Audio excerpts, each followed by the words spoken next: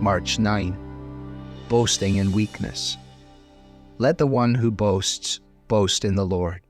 For it is not the one who commends himself who is approved, but the one whom the Lord commends. 2 Corinthians chapter 10, verses 17 and 18. The world has always been quick to encourage people to believe in and boast in themselves.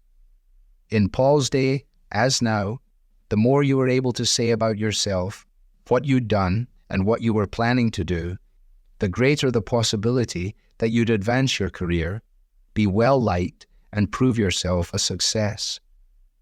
And this thinking, if we are not careful, pervades our perspective on our lives, including our personal ministries.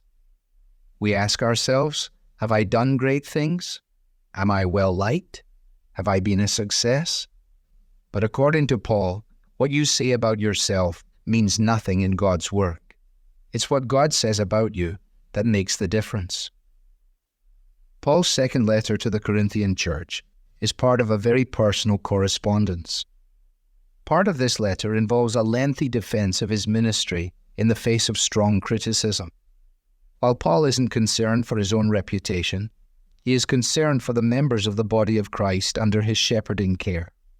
And out of that care emerge significant truths concerning boasting and humility, which we must take to heart.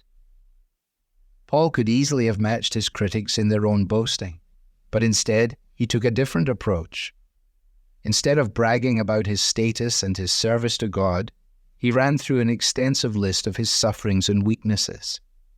He shared these failures, these weaknesses, because he viewed them as assets, as the key to knowing and experiencing God's power and the ways in which God had weakened him before working through him. The principle here is often lost. We want everybody to know that we have it together, that we're successful, that we don't have any problems. But what are we doing? We're making much of our accomplishments instead of making much of Christ. We're giving the impression of our strength rather than relying on God's. We put a fake shine on our old clay pots, forgetting that the beauty and usefulness come from what the pot holds. Christ's power, which fills and flows over and through our cracks, our weaknesses. We cannot boast in what God is doing as though we deserve it, or boast in what God is doing through us as though we did it all ourselves. There is nothing uglier than spiritual pride, a boasting in something not our own, a boasting in something God-given. Where there is spiritual pride, there is no view of the cross. Make sure that in your successes and in your failings, your song remains the same. Not have I gotten, but what I received. Grace hath bestowed it when I have believed. Boasting excluded, pride I abase. I'm only a sinner, saved by grace. Devotional material is taken from the Truth for Life Daily Devotionals, copyright Alistair Begg. It's published by the Good Book Company.